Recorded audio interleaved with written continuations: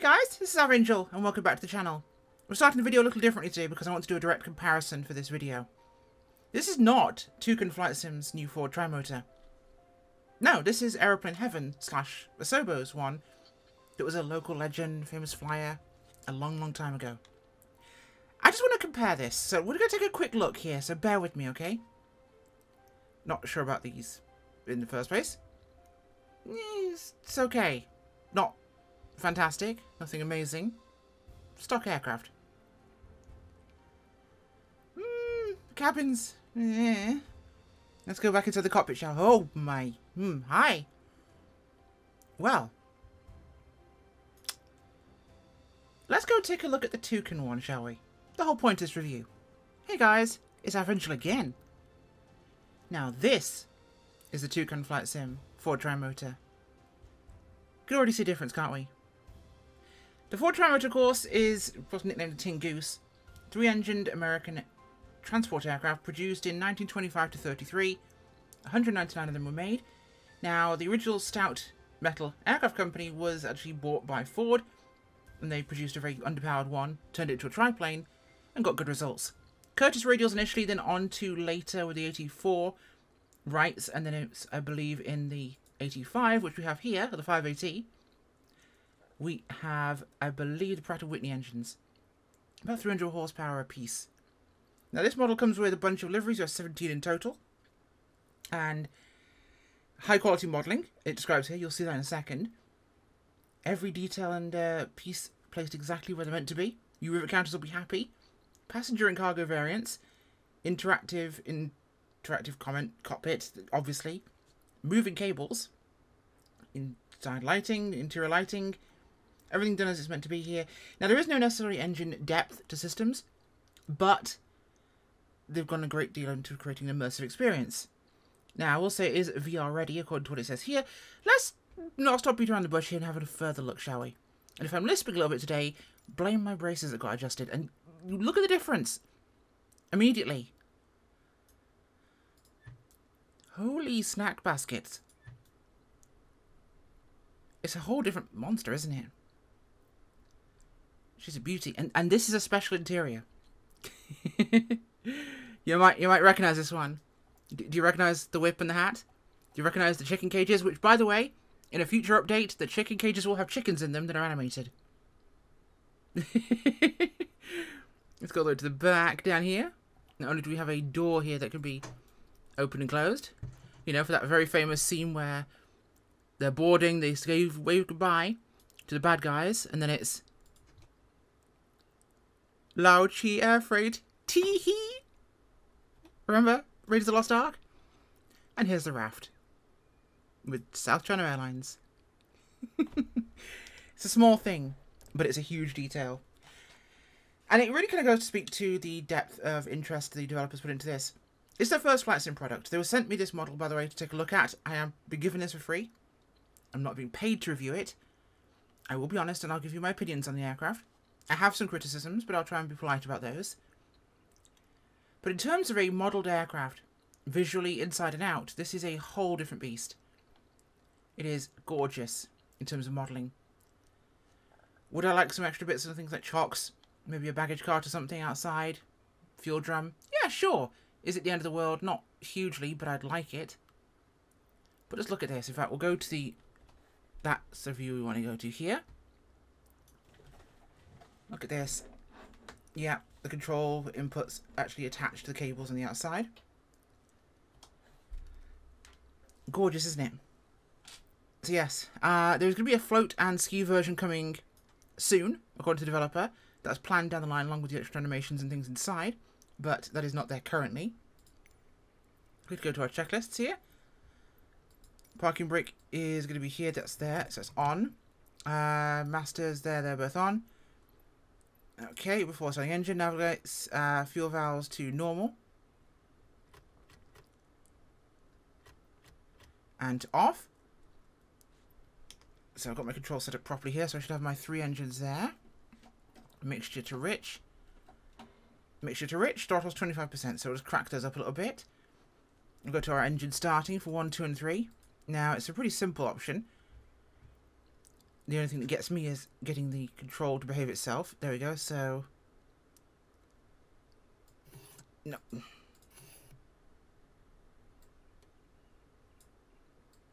There we go, 1. And 3. And it should be a matter now of having these turned on.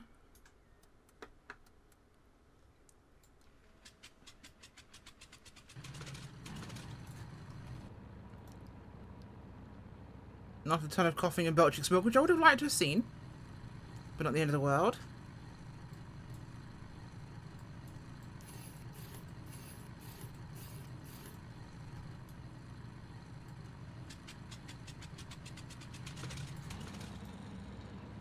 There we go, comes up again. Yeah, I would like some smoke on that. And the centre engine primer is here on the front.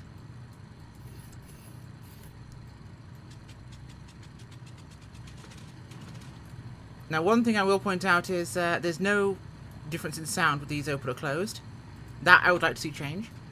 The sounds are not probably the weakest part of this aircraft. I'll say that off the bat.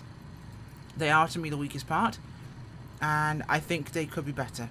I also can't find a click spot to get rid of the yokes. Would have liked that. And the animation for the yoke does seem a little bit laggy, because I've gone to full forward with my yoke down. It's slowly catching up. And now I've gone to full 90-degree deflection on the ailerons, and it's still turning to there. So that's me fully centered, and it's still turning. Not sure if that lag's intended, but it is very much laggy on the controls. Now, or at least a parking brake down there. I'd like to see the ability to have that yoke disappear. But right now I don't think it can. I'd also, I mean, it's not the end of the world, but with modern aircraft flying around today, often for airspace reasons, having a GPS is very important. Obviously, it wouldn't have an autopilot, but I'd say an option to swap out that... Oh, no. Quiet.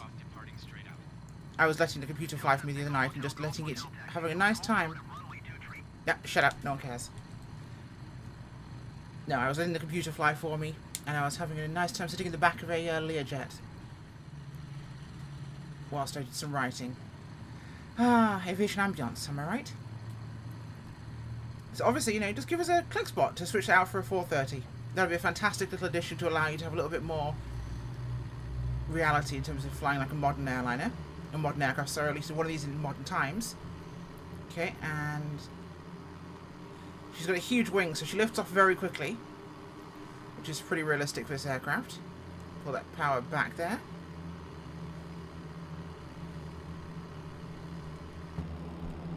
She's a big monster. No flaps, of course, and this is going to be an interesting factor for flying this. Huge rudder. Look at this. Massive. Big influence on the aircraft. It's a huge surface. Big tail surfaces, too. Thank God we've not got stress damage turned on. Big surfaces. Ailerons. Tiny compared to the size of that wing. So you get a very, very kind of agile tail, but a very kind of sluggish response to roll, which is quite realistic to the Trimotor. Engine instruments out there on the wing.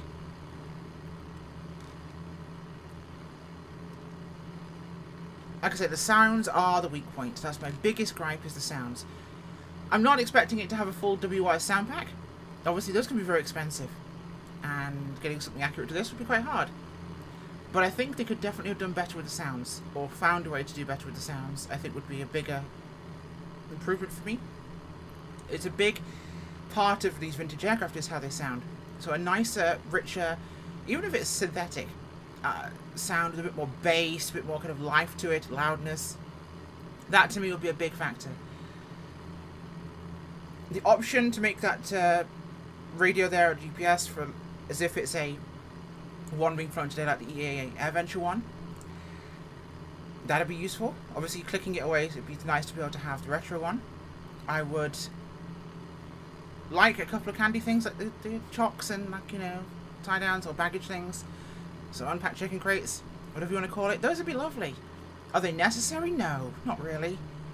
But I'd like them, because this aircraft is retailing at €30, about 28 to 80 euros on sim market, and that's a high price in today's market. That is a upper end. Most people charging that are offering you systems depth, realism, checklist, Full Fidelity Sim Recreations. Obviously, this guy's done a beautiful job of visually recreating, both in surface, texture, material, the Trimotor.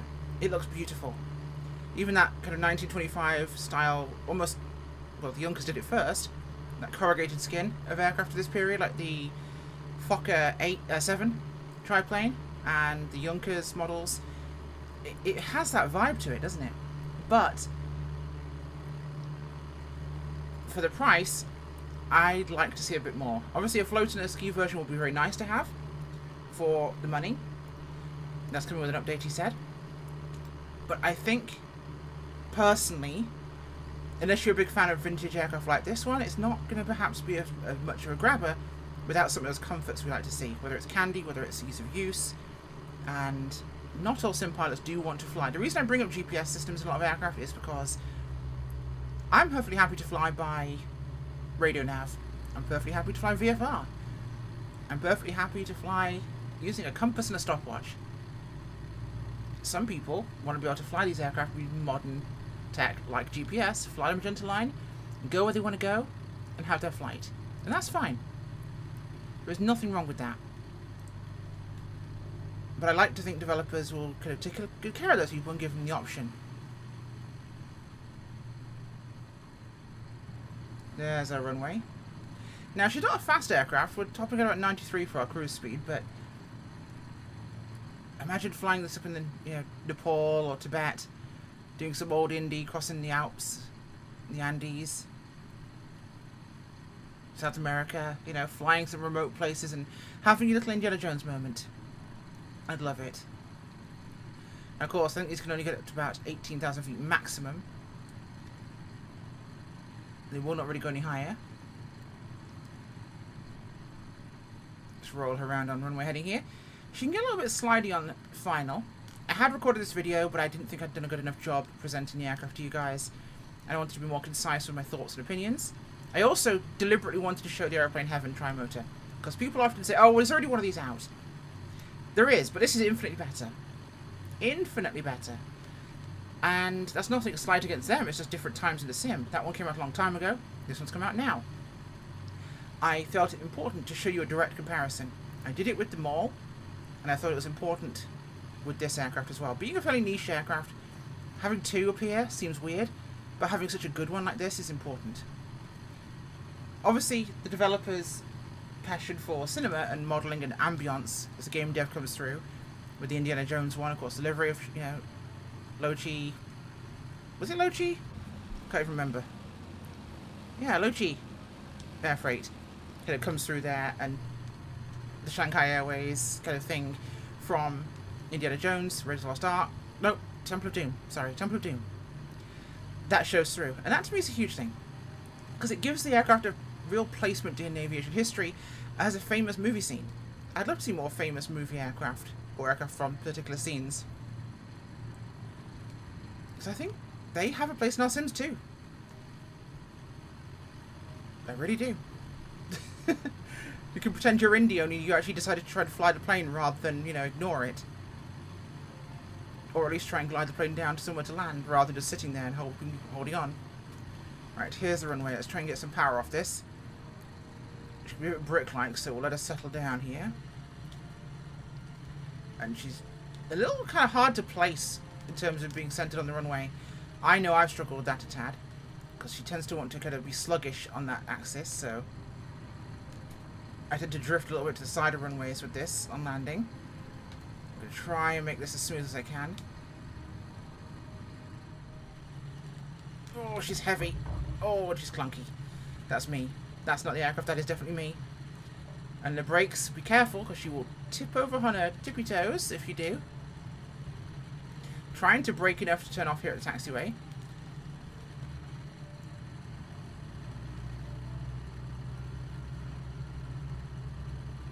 There we are. Hey! And we get to taxi back in here. So what do I think of this aircraft? I think it's a very beautifully made model. I think it's gorgeous in terms of being a sim aircraft. It flies very uniquely and well. I think the price is a little high given what you're offered in terms of systems and options for the aircraft and functions. either add more or charge less. That's my direct, honest opinion there. I think with some updates from the developer, which he seems keen to do, I am excited to see what it will become. And I've never flown something that looks this dirty or disgusting or old. There's some gorgeous liveries available for it, of course, and the actual involved with it, which look phenomenal. I just love this one. I love ratty airplanes. This thing is ratty as hell, and I love it. Other ones are cleaner, but this one, it does it for me.